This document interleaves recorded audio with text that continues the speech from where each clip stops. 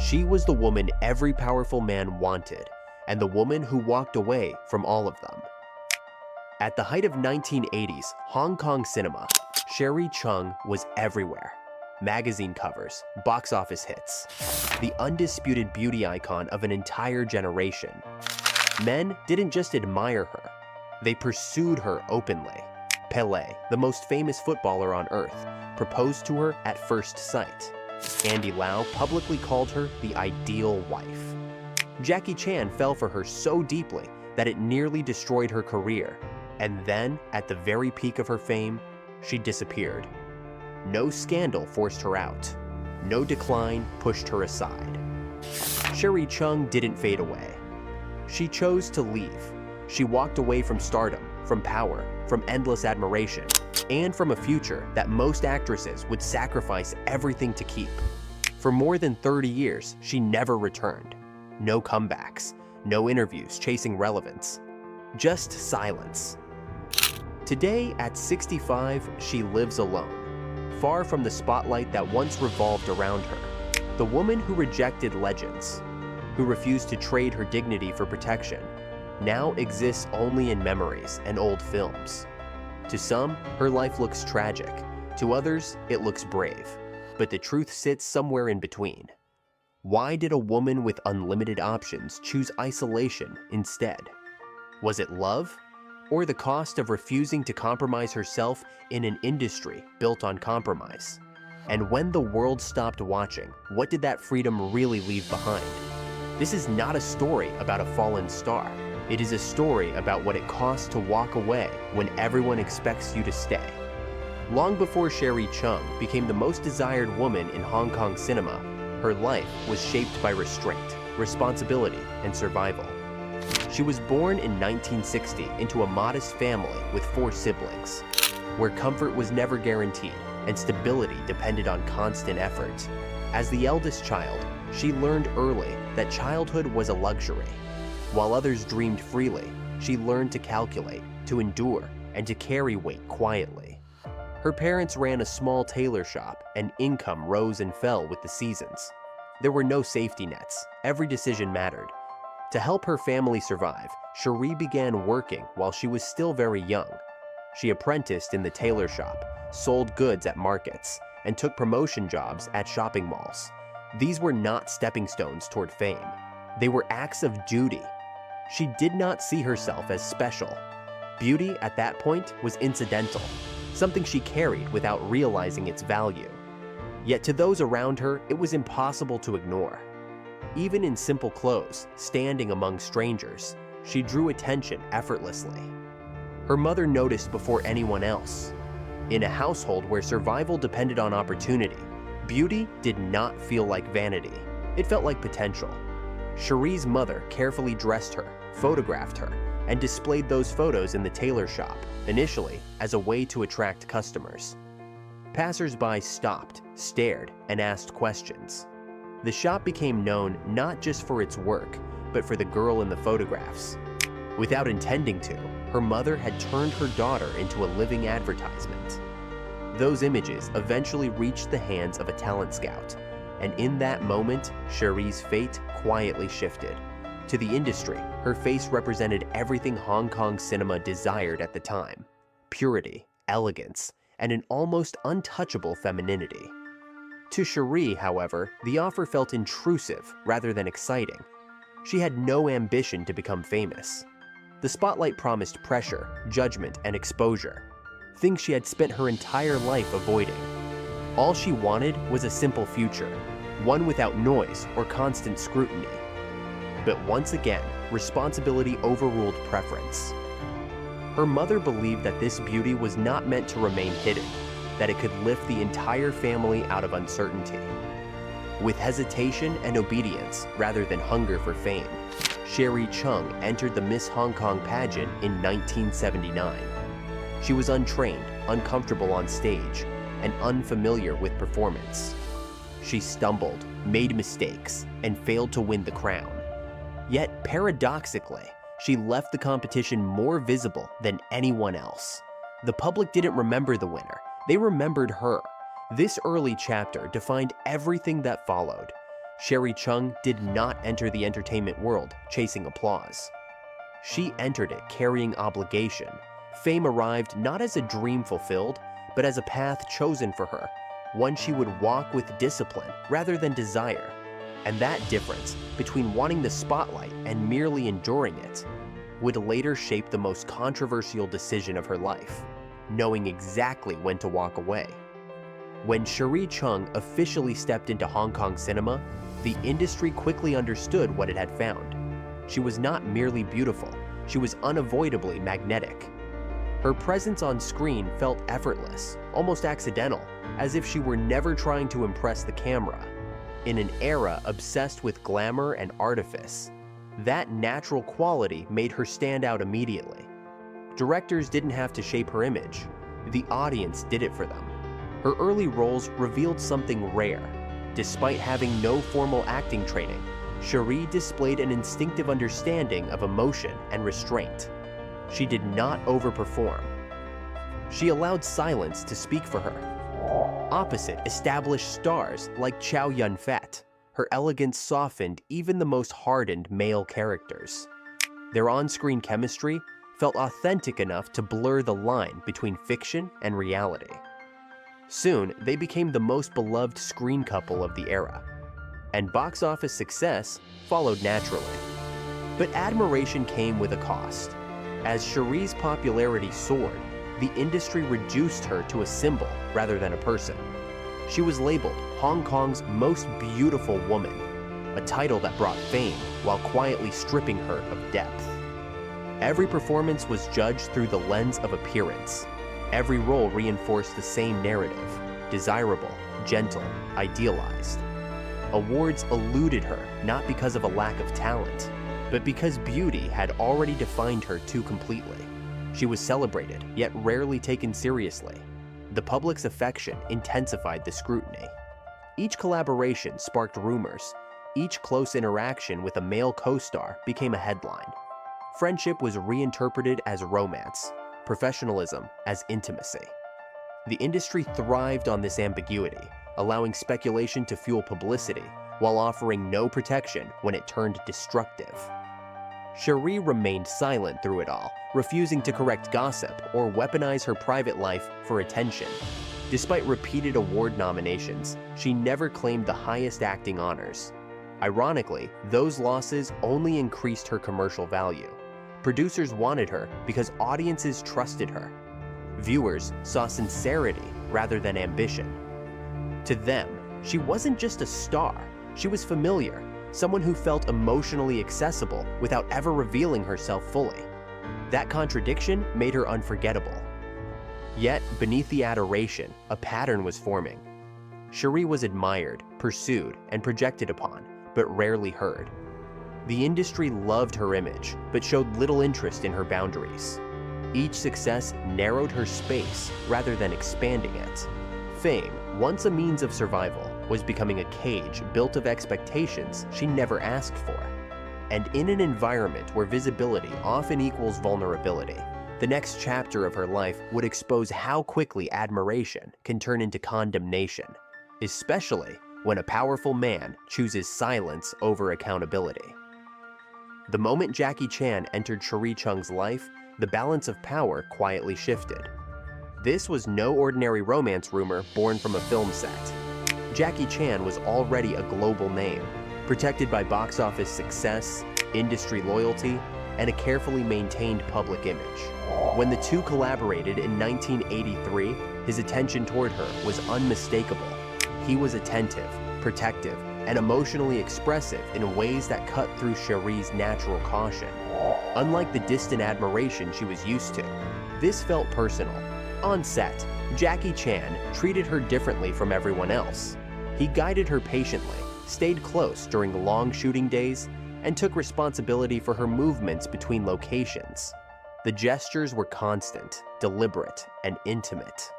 Over time, those actions created trust, and then came the words that sealed it. Jackie Chan confessed his feelings openly, promising a future, framing his devotion as sacrifice. To someone who valued sincerity over status, those words carried real weight. Cherie believed him. She believed she was the chosen one, the legitimate partner, the woman standing at the center of his life. What she didn't know, what no one had told her, was that Jackie Chan was already married. That truth did not emerge through honesty. It arrived through confrontation. One day, a woman appeared before Cherie and spoke without hesitation. It was Joan Lin, Jackie Chan's wife. The accusation was direct, humiliating, and devastating. In that instant, Cherie understood that she had been living inside a lie constructed by omission. The emotional damage was immediate, but the public damage came next. News of the relationship spread rapidly through Hong Kong's entertainment media. Headlines formed before explanations ever could. Cherie Chung was labeled the other woman, the homewrecker, the seductress. The narrative solidified quickly, and it only moved in one direction. Jackie Chan said nothing. No clarification, no defense, no acknowledgement of responsibility. His silence allowed the industry and the public to decide who would absorb the blame. Reporters surrounded Cherie relentlessly. Cameras followed her movements. Strangers judged her in public spaces. The same industry that once celebrated her beauty now watched as her reputation was dismantled. Through it all, Jackie Chan remained insulated. His status shielded him. Her dignity did not. The imbalance was unmistakable. One voice had the power to stop the damage. That voice chose not to speak. When Cherie finally confronted him, he tried to salvage the relationship. He admitted his feelings and promised a future, insisting that his marriage was a complication, not a boundary. This time, his words failed. Something fundamental had broken. Cherie understood that love built on deception would only demand further compromise. She refused. She ended the relationship decisively, canceled their remaining film project, and accepted the financial penalties without hesitation. Self-respect mattered more than career protection. That decision marked a turning point. In an industry where silence often preserves power, Cherie Chung chose separation over submission. She paid the price publicly, but she retained control privately. The scandal did not destroy her immediately. What it did was teach her a lesson she would never forget. In the world she inhabited, a woman's reputation was fragile, and a powerful man's silence could be more damaging than any lie. After the storm surrounding Jackie Chan, something in Cherie Chung hardened into clarity. The illusion had shattered, but it left behind a conviction she would never abandon again. She would not trade her dignity for protection, no matter how powerful the man standing in front of her was. This belief would soon be tested, not by scandal, but by temptation on a global scale. In the mid-1980s, Pelé, the most famous footballer on earth, arrived in Hong Kong to film a commercial.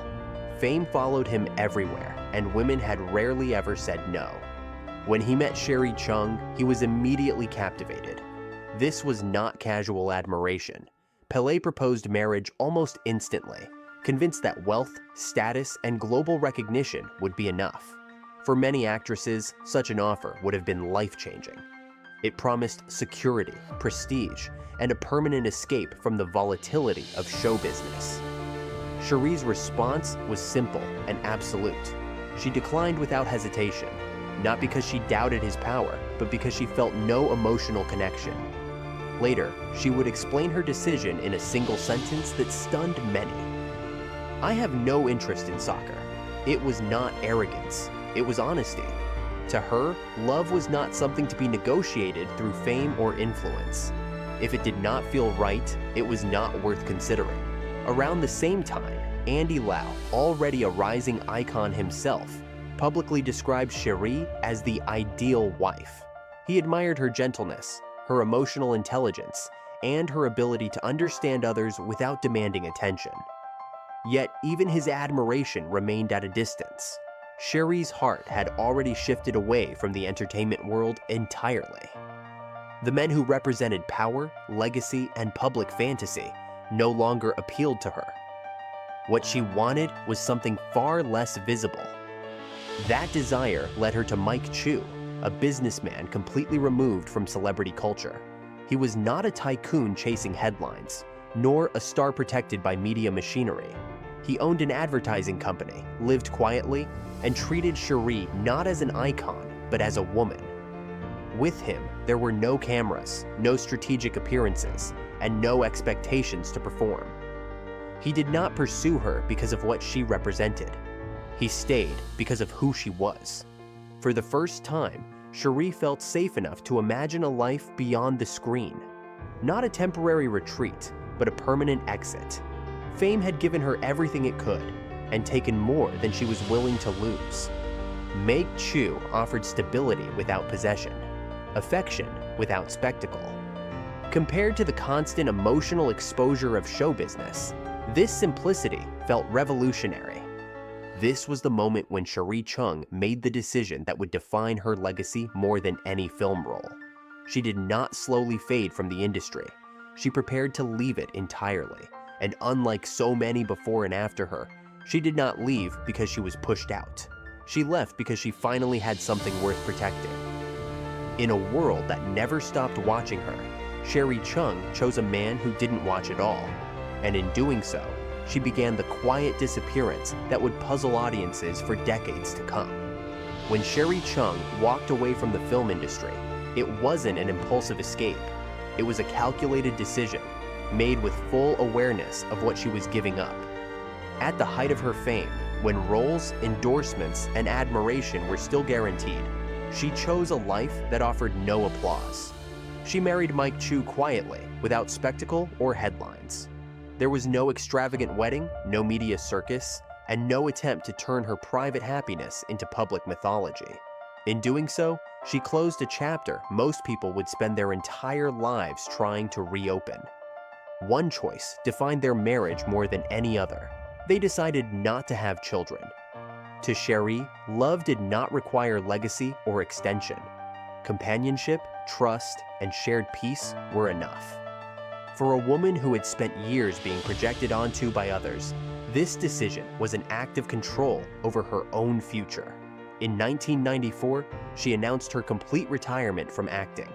No farewell tour, no gradual transition, just a clean break. The screen lost her overnight.